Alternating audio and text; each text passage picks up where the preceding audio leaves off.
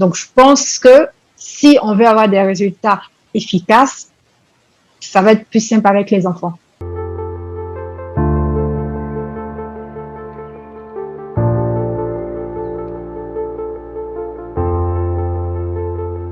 Bonjour, Madame Marina. On va commencer avec la présentation.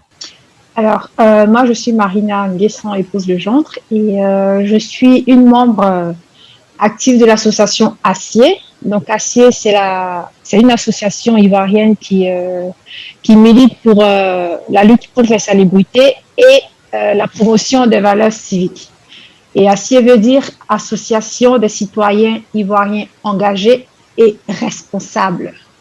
Donc, nous, depuis 2018, nous sommes engagés dans la lutte contre l'insalubrité, comme je disais tantôt, parce que nous avons remarqué que nos villes africaines et principalement ivoiriennes et surtout Abidjan, qui était la plage des lagunes, comme on disait dans le temps, était devenue très, très, très, très sale.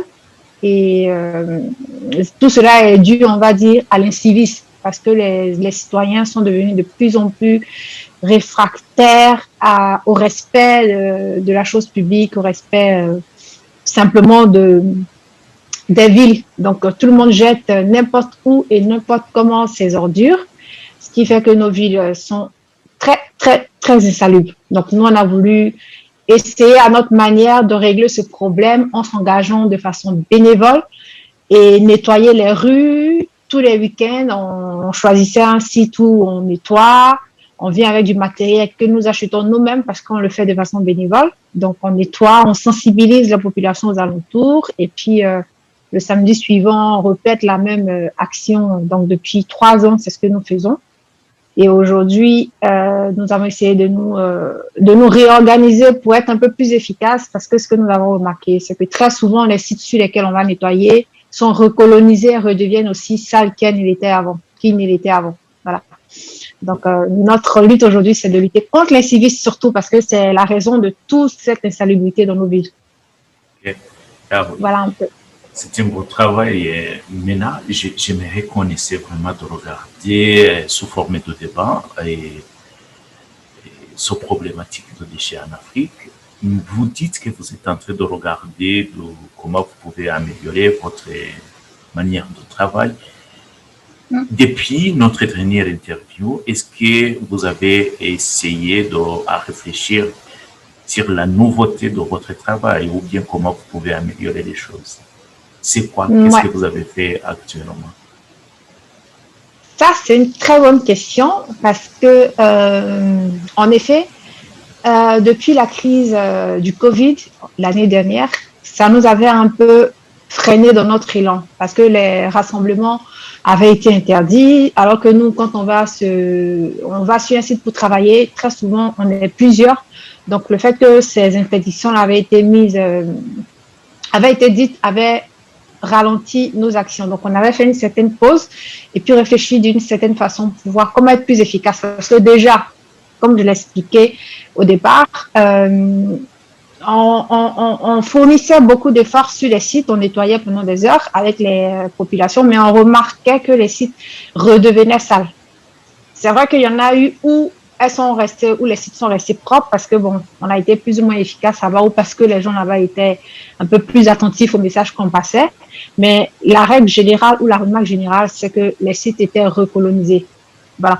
Donc, pour régler ce problème, pour être plus efficace dans le temps et que nos actions portent des fruits plus efficaces, donc on s'est dit, pourquoi ne pas commencer par la base? C'est-à-dire, la base, c'est les enfants.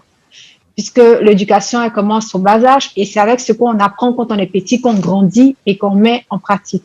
Donc, nous nous sommes dit, si les personnes adultes sont difficiles à convaincre et à sensibiliser, peut-être que si on commence par la base, par les enfants, le message va plus passer et les générations qui vont venir, si elles sont sensibilisées au respect de la chose publique, au respect de l'environnement, à ne pas jeter les ordures dans la rue, ça peut porter plus de fruits parce que c'est eux la relève, ce sont ces enfants-là la relève. Donc, on a décidé de se focaliser sur les enfants dans les écoles. Donc, la stratégie qu'on a décidé de mettre en place depuis, sur laquelle on réfléchit depuis l'année dernière, c'est de mener des actions ciblées, bien précises, dans les écoles qu'on va choisir, où on va passer un peu plus de temps. Parce que la remarque est que dans notre ancienne façon de fonctionner, c'est qu'on choisissait des sites comme ça au jour le jour à peu près, et on faisait en moyenne un samedi ou 2 samedis sur ces sites, et on choisissait un autre site sur lequel on partait. Donc, ça faisait que l'action qu'on menait sur l'ancien site n'était pas forcément efficace puisqu'on ne passait pas assez de temps là-bas. Donc, dans la nouvelle stratégie, ce serait de passer un peu plus de temps dans la plus de temps.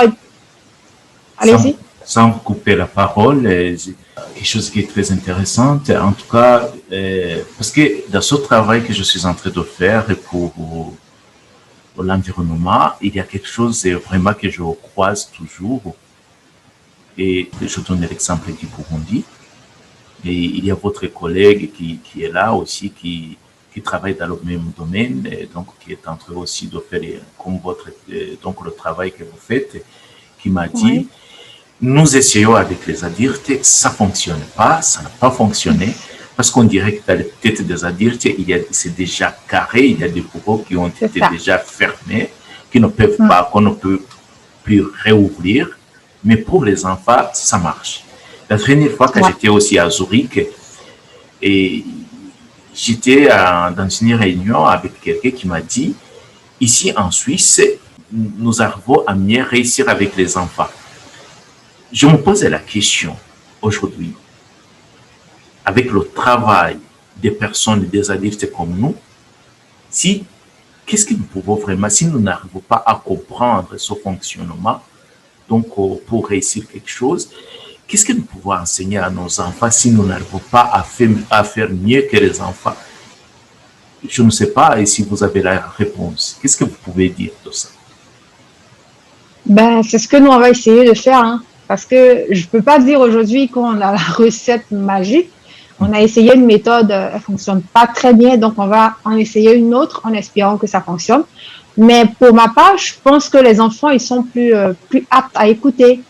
Parce que l'éducation, les adultes que nous sommes aujourd'hui, c'est le fruit de l'éducation que nous avons reçue quand nous étions petits. Le caractère ou notre façon de fonctionner, c'est l'éducation que nous avons reçue depuis notre enfant jusqu'à notre adolescence qui fait de nous les adultes d'aujourd'hui.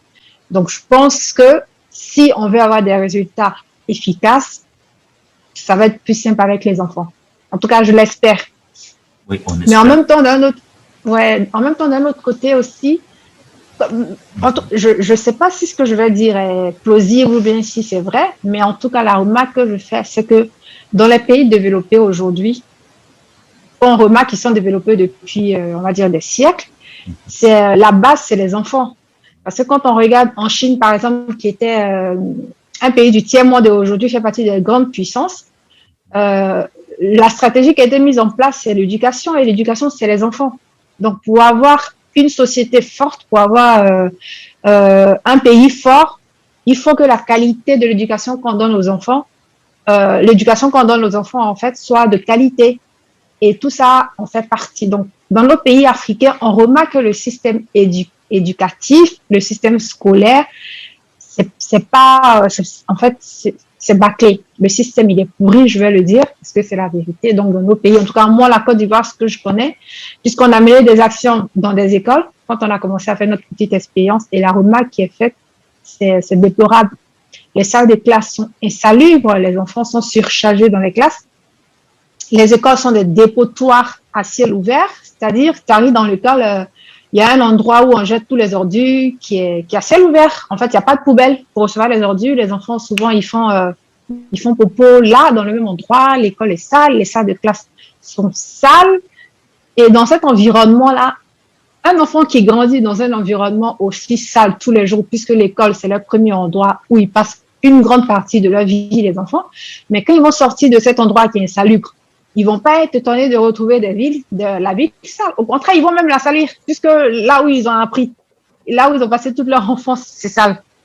Donc, c'est pour ça qu'on pense franchement que c'est important d'apporter ce message-là dans les écoles et de travailler efficacement. Et on espère qu'on aura une collaboration avec les ministères en charge, en fait, de l'éducation et puis proposer des idées. Elles vont pas forcément être les meilleures, mais en tout cas, de la petite expérience qu'on a vue pendant ces 3 années d'engagement, on pense que, voilà, si on essaie de coordonner les actions, voilà, ça peut être efficace. C'est vrai que ça va être long parce que changer les mentalités, même des enfants, ça va pas être simple.